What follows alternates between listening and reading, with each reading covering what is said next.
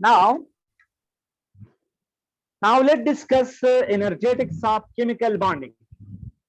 ठीक है, हम बॉन्ड्स फॉर्मेशन के दौरान जो एनर्जीज में चेंज आती है उसको हम डिस्कस करते हैं. फॉर एग्जांपल, मैं एक ग्राफ को ड्रा करता हूं और वो ग्राफ जो है वो बेसिकली इस तरह है. फॉर एग्जांपल, ये ग्राफ है. इधर जो है वो क्या है?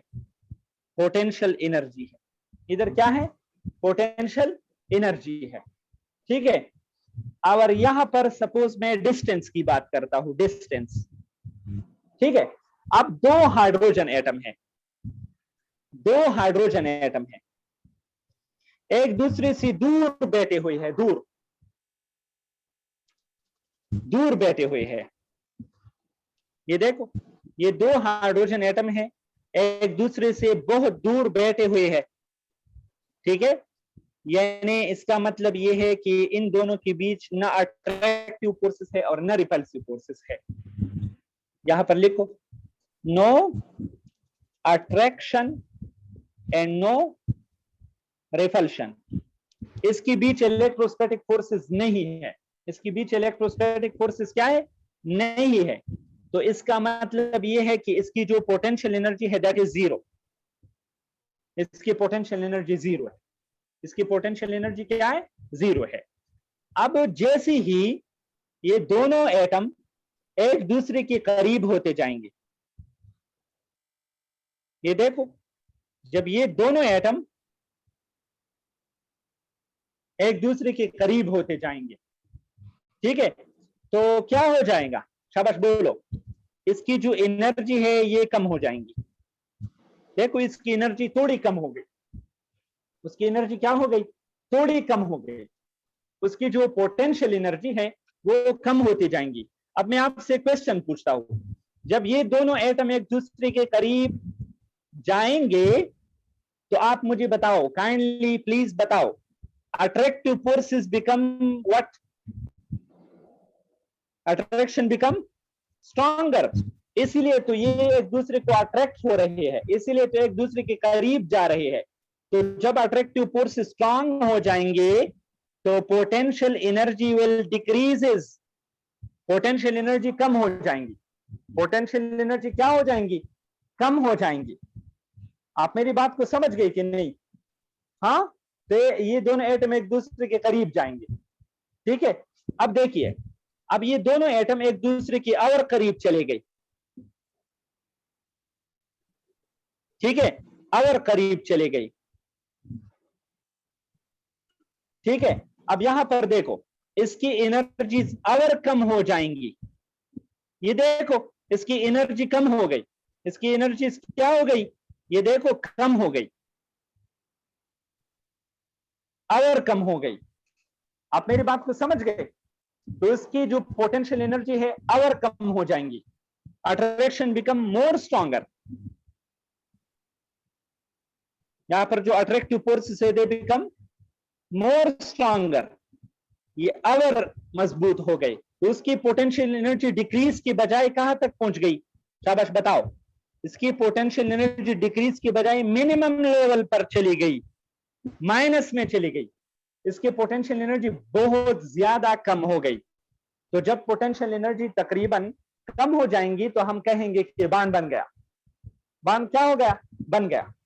अब देखो, यहां पर बांध बन गया.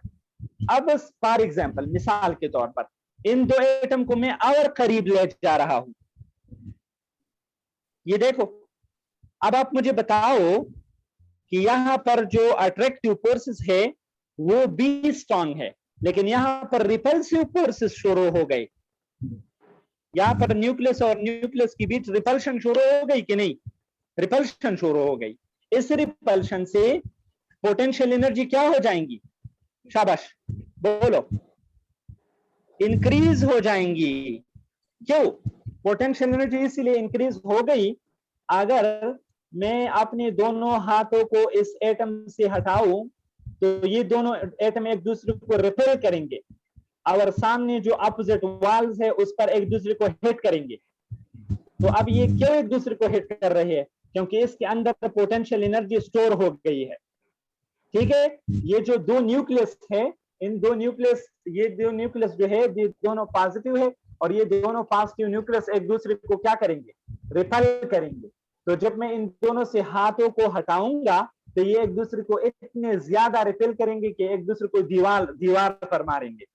तो जब आप दो एटम को हाथ से ज्यादा करीब लाते हैं तो इसके बीच अट्रैक्शन के साथ साथ रिपल्सिव फोर्सेस भी डोमिनेंट हो जाते हैं, और जब रिपल्सिव फोर्सेस डोमिनेंट हो जाते हैं तो एटम स्टेबल नहीं रहता, वो एक दूसरे को रिपेल करेंगे फिर। ठीक है, क्योंकि उसके बीच पोटेंशियल एनर्जी इंक्रीज हो जाती है। तो जब पोटेंशियल एनर्जी हद से ज्यादा इंक्रीज हो जाएंगी तो क्या हो जाएंगे? शाबाश, हाँ बोलो।